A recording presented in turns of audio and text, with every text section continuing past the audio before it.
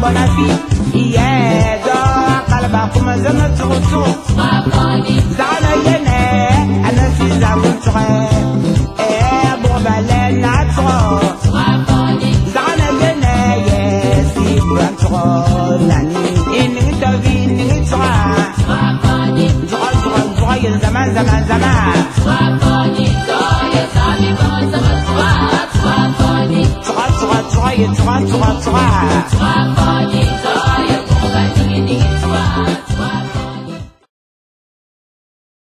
Mesdames et messieurs les journalistes, mesdames, messieurs, chers compatriotes, je vous remercie de l'honneur que vous faites à notre mouvement en nous gratifiant de votre présence. Je vous transmets donc le salut le plus patriote du BDP Gabon Nouveau. Je ne m'attarderai point sur les détails historiques que la plupart d'entre vous savez déjà de la situation du Gabon, dont la gestion désastreuse depuis 40 années de despotisme a conduit le pays à la ruine la plus totale. Il me suffira de vous diriger vers le rapport sur la bonne gouvernance dans le monde, publié le 10 juillet par l'Institut de la Banque mondiale. Dans ce rapport, la Banque mondiale mesure pour chaque pays les 6 indicateurs qui sont synonymes de bonne gouvernance, à savoir la liberté d'expression, la stabilité politique, l'efficacité des pouvoirs publics, la qualité de la réglementation, l'état de droit et la maîtrise de la corruption. Sur tous ces points, mesdames et messieurs, le régime quadragénaire d'Omar Bongo a échoué lamentablement. L'analyse que nous avons faite sur notre site du rapport de la Banque mondiale révèle que le score du Gabon montre non pas une amélioration, mais bel et bien un effondrement systématique et radical des quelques balbutiements démocratiques qui étaient nés de la conférence nationale de 1990. Balbutiements, évidemment, que le régime Bongo a fini de faire taire aujourd'hui. Conséquence, le Gabon n'a plus d'opposition politique et tous les citoyens semblent désormais tenus à un comportement de parti unique. Au Gabon aujourd'hui, il n'y a plus ni promesse de démocratie, ni promesse de bonne gouvernance, et encore moins promesse d'état de droit. Alors, ce qu'on constate plutôt, c'est l'intronisation de l'arbitraire, la dictature et la corruption qui se sont enracinés comme mode de gestion de l'État, au point que le régime Bongo en est désormais à confondre l'affirmation des libertés citoyennes avec des questions d'atteinte à la sécurité de l'État, des questions d'outrage à chef de l'État. Et cela, chers amis, est terrible. C'est ce qu'on appelle personnalisation du pouvoir, dans un contexte où un homme se substitue totalement à l'idée qu'on peut se faire d'État, au point que l'État devient cette personne. Et dès lors qu'on critique, qu'on s'interroge, cette personne se sent visée, touchée. Chers amis, mesdames et messieurs, cela est inacceptable. Où Omar Bongo se croit-il? Dites-moi. Ces lois qui punissent les citoyens d'outrage, juste parce qu'on aura osé appeler à son départ, sont d'une autre époque et se trouvent en parfaite contradiction, en parfaite incompatibilité avec les principes de démocratie et de gouvernance, tels qu'on voudrait les voir s'instaurer au Gabon. Et voilà pourquoi, quand un mouvement comme le nôtre ose s'appeler Bongo doit partir, on confond tout de suite ce nom avec une insulte, un crime de lèse-majesté, alors qu'en réalité, Notre nom est l'expression même de la thématique politique dont un mouvement comme le nôtre est libre de se prévaloir.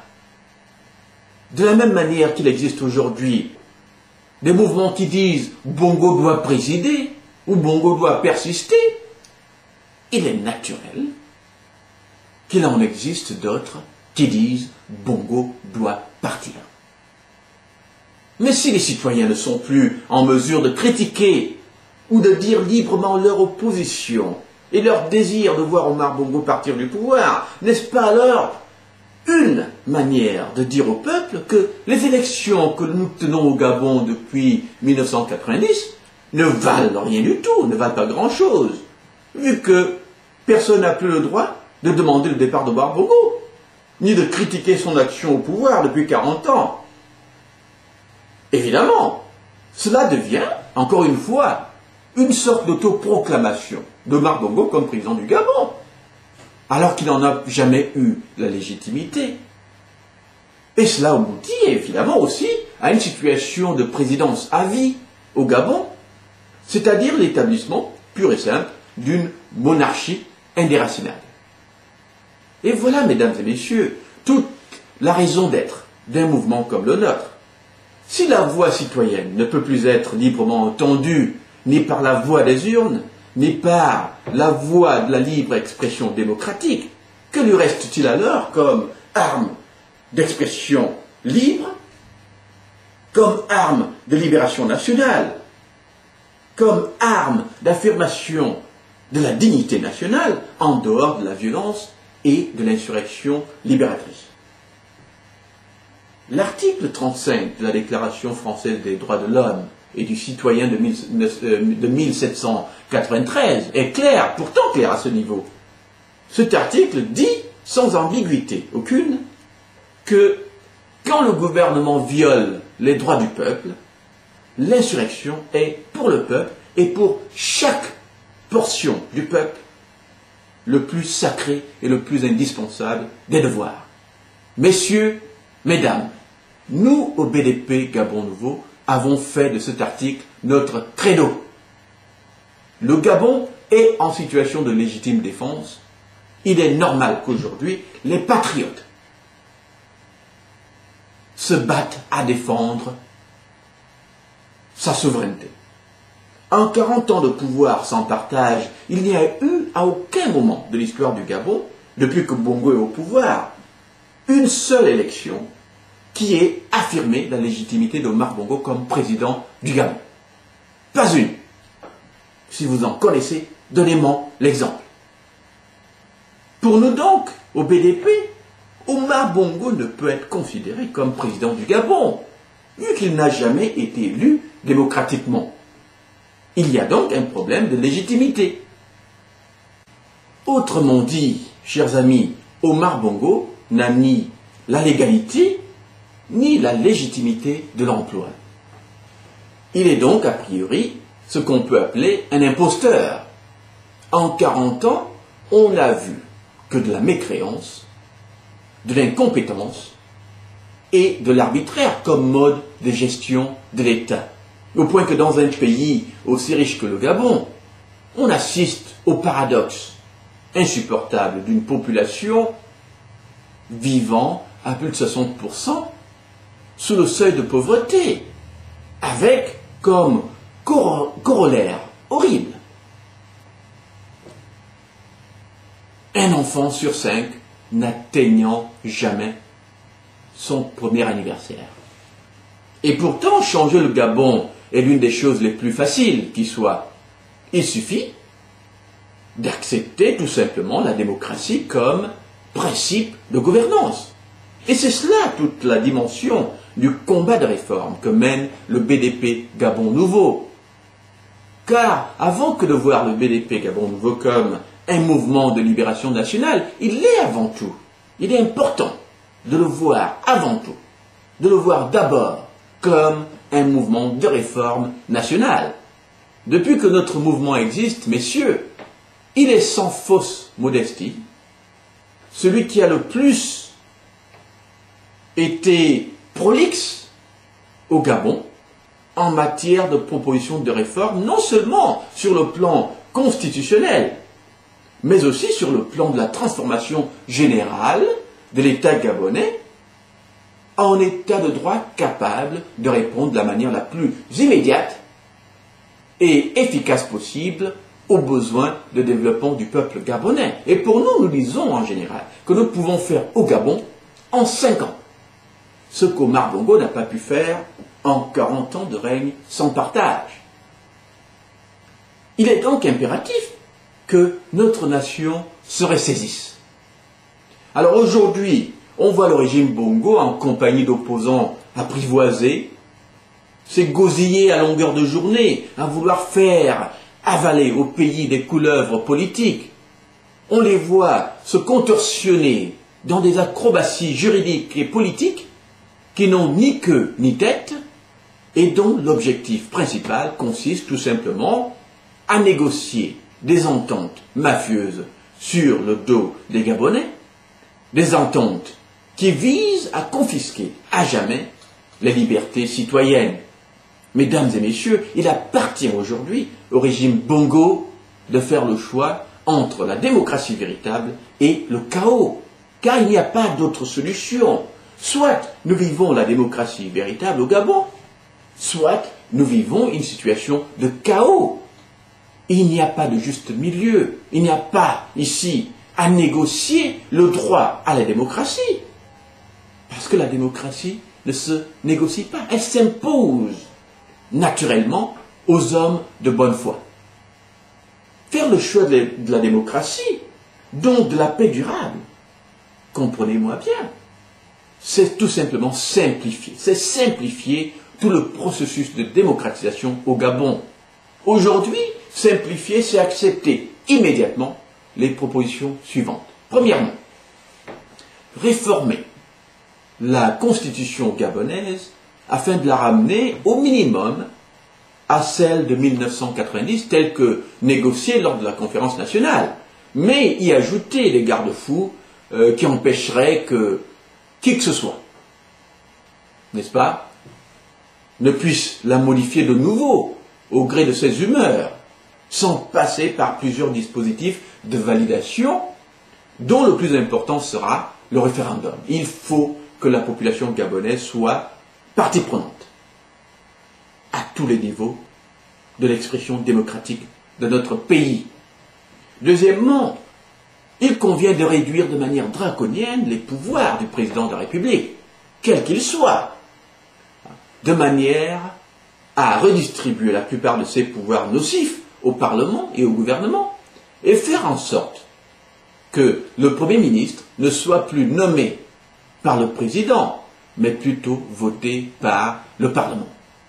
Ceci permettrait, par exemple, d'éviter l'arbitraire par lequel on veut qu'au Gabon, le président ne puisse nommer son Premier ministre que parmi les Fang. Ça, c'est le type d'arbitraire qui, justement, divise les Gabonais, parce que cela découle tout simplement de charlatanisme politique et d'incompétence notoire dans même l'appréhension de la chose politique. Et voilà pourquoi ce genre d'arbitraire qui divise le Gabon doit cesser. Troisièmement, nous devons donner son indépendance totale à la Cour constitutionnelle, de manière à ce que ses membres, désormais non partisans, soient élus par leurs pairs magistraux, avocats et autres, et non plus nommés par l'autorité politique.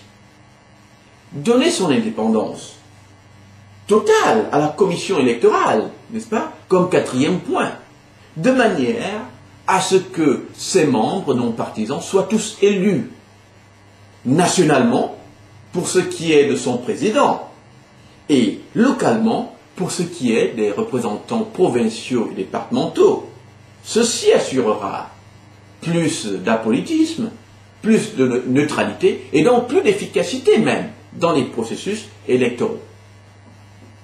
Cinquièmement, sur la base d'un moratorium d'1 an voté par toute la classe politique gabonaise et peut-être même par référendum par les Gabonais, il conviendrait impérativement de faire appel à l'ONU en tant qu'organisme neutre pour venir faire un nouveau recensement de la population, établir de nouvelles listes électorales, établir de nouvelles cartes électorales et organiser indépendamment au Gabon des élections générales plus crédibles, sans prise de part aucune du gouvernement gabonais dans ce processus, en dehors des financements nécessaires. Ceci est essentiel, chers amis, parce que tant que le régime Bongo aura la responsabilité d'organiser des élections au Gabon, il ne faudra pas espérer une quelconque démocratisation. C'est tout simplement impossible.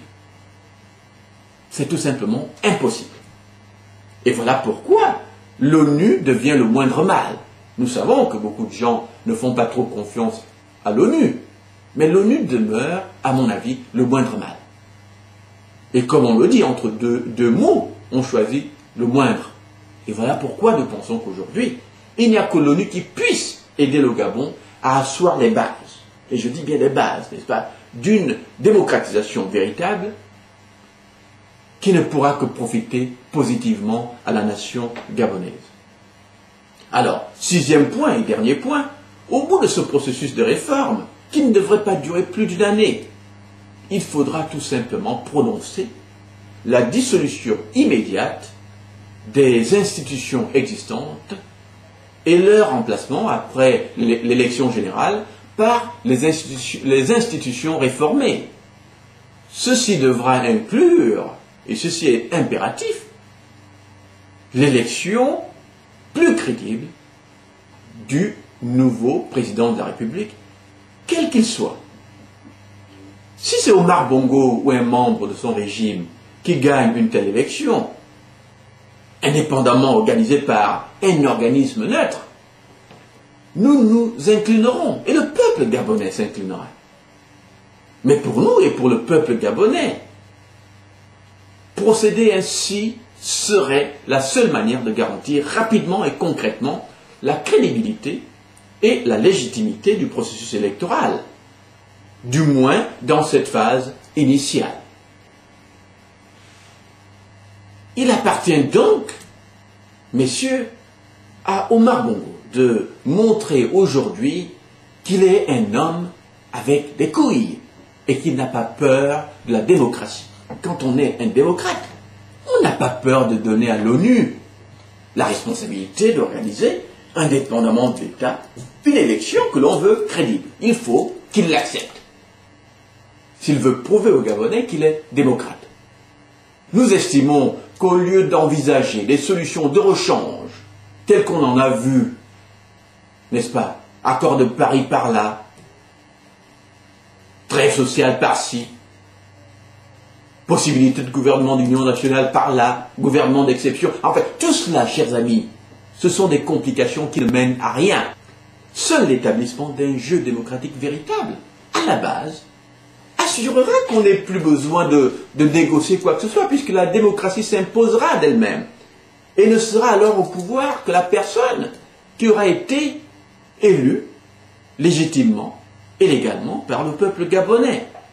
Donc, la réforme que nous proposons, chers amis, est la seule voie vers la paix et la stabilité durable.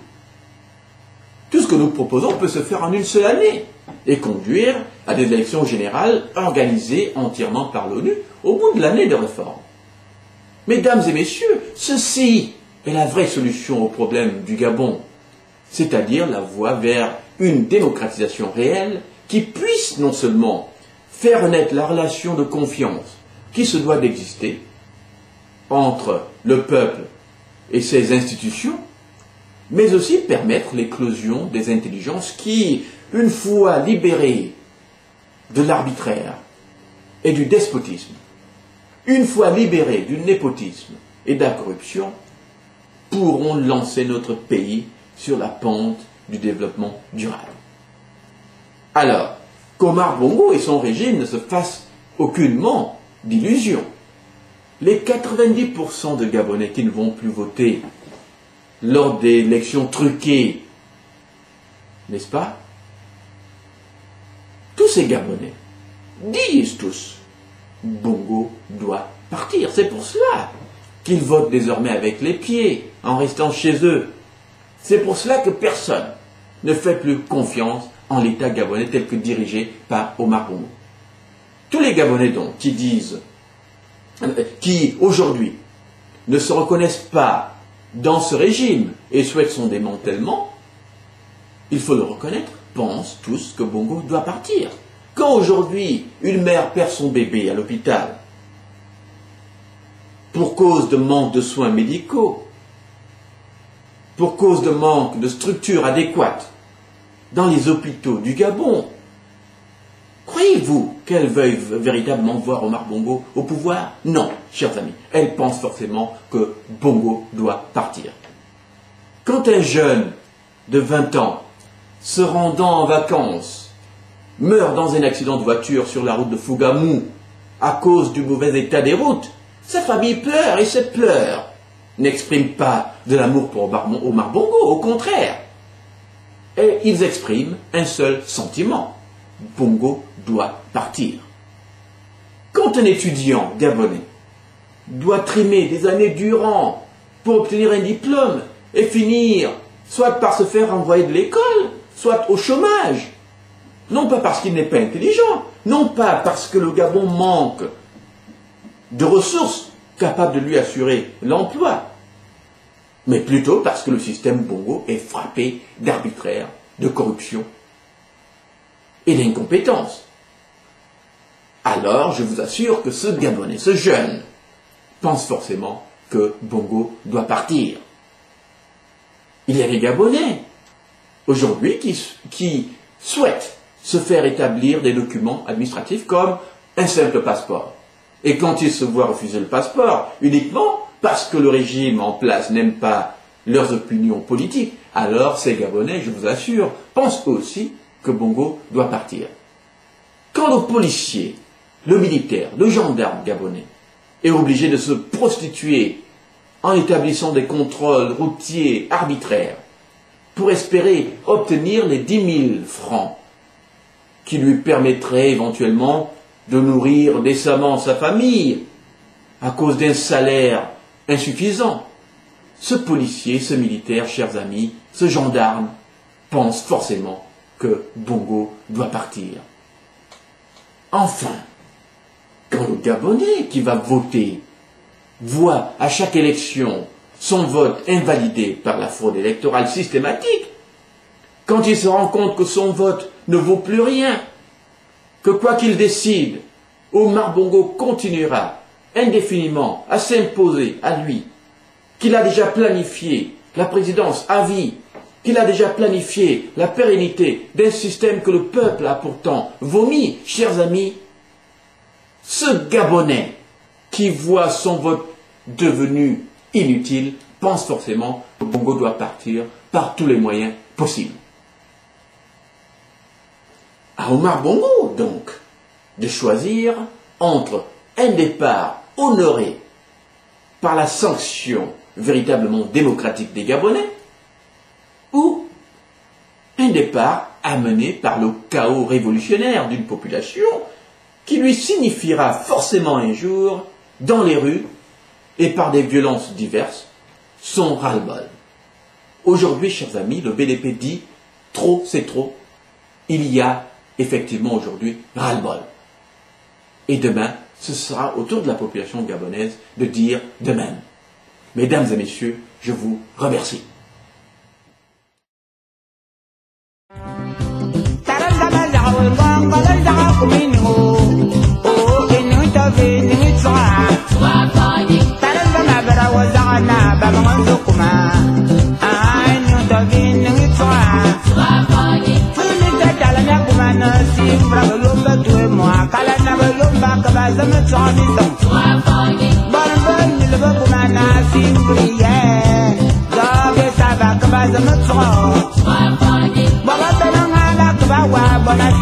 Yeah,